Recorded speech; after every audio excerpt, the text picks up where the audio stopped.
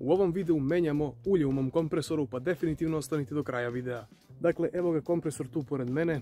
Danas ćemo da mu zamenimo ulje. Dakle, 90% slučajeva kada se kompresor pokvari, to je uglavnom krivica vlasnika koji nije održavao taj kompresor, da tako kažemo da je radio taj servis, odnosno samo zamenu ulje, jer ovi motori koji imaju jedan klip nemaju filter ulja, tako da treba nešto češće da se menja ulje. Uglavnom to ide na nekih 15 radnih sati, ali kad kupite nov kompresor treba to da se odradi što češće, dakle prvi put i drugi put na nekih 3 do 4 radnih sati. Zašto se to radi? Jednostavno klip kako ide gore dole, kako pumpa vazduh u samu bocu, dolazi do trenja između metala, tako da se stvaraju mikroskopski metalni opiljci i ti metalni opiljci mogu da prouzrokuju neki veći kvar.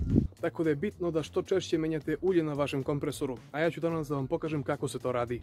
Ovdje na meraču ulja već možete da vidite da je ulje poprimilo neku tamniju boju, to je znak da je potrebno da se zameni, jeli? Dakle, kada sam ga sipao pre nekih mjesec dana kada sam kupio kompresor, bilo je skroz bistro, sada je već tamno. Dakle, kod mene je otprilike kompresor radio nekih 2,5 sata.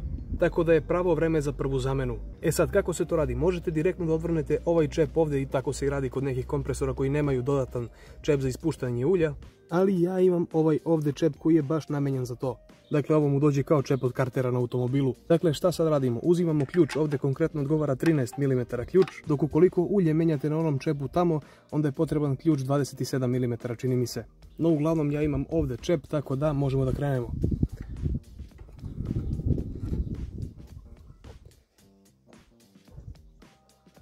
Znači, potrebno je čisto dok možemo... ja sam zaboravio jednu stvar, trebam da uzmem i rukavice.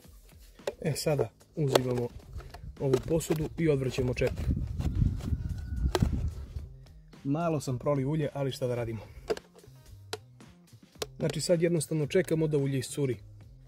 Možemo čak malo i da nagnemo kompresor. Naravno, pre zamene potrebno je da se kompresor upali nekih 5-6 minuta da odradi, čisto da se zagreje ulje da bi lakše isteklo, jeli?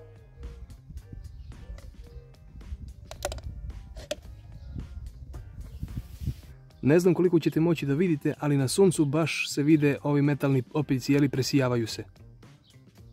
Kada smo ispustili svo ulje, samo vratimo ovaj čep. Naravno, on je potrebno da se stegne, ali nikako previše kako ne bismo oštetili navoj. Dakle, evo, to je to, ništa više. Sada kada smo ispustili ulje iz kompresora, vratili onaj čep tamo, sada odvrćemo ovaj gore čep gdje se sipa ulje.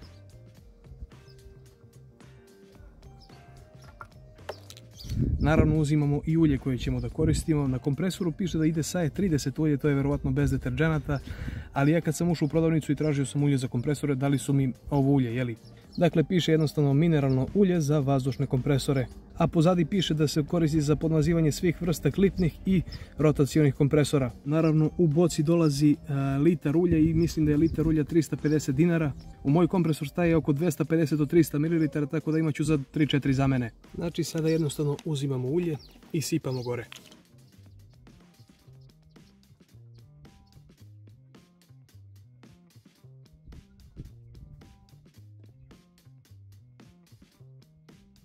Znači, kao što vidite, ulje je tačno na maksimumu, tako i treba da bude.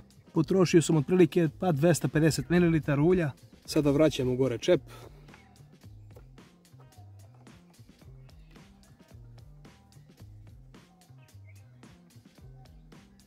To je to i sada možemo da palimo kompresor. Dakle, kompresor je spreman, uključen je u utičnicu. Kao što vidimo, ovdje na čepu nema nikakvih tragova curenja, ne znam koliko vidite prst.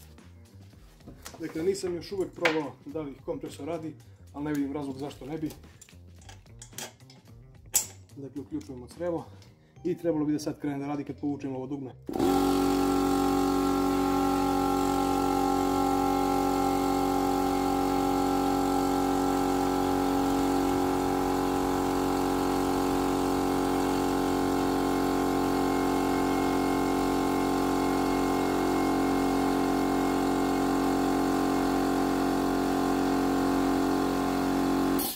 Nećemo puno da vidimo čisto. Ne znam koliko vidite tamo travu, ali da, kompresor radi bez problema. I ono što je najvažnije, evo opet pipamo ovaj čep, nemamo nikakve tragove curenja. Tako da eto ljudi moji, ja se nadam da se vama svidjela ova epizoda.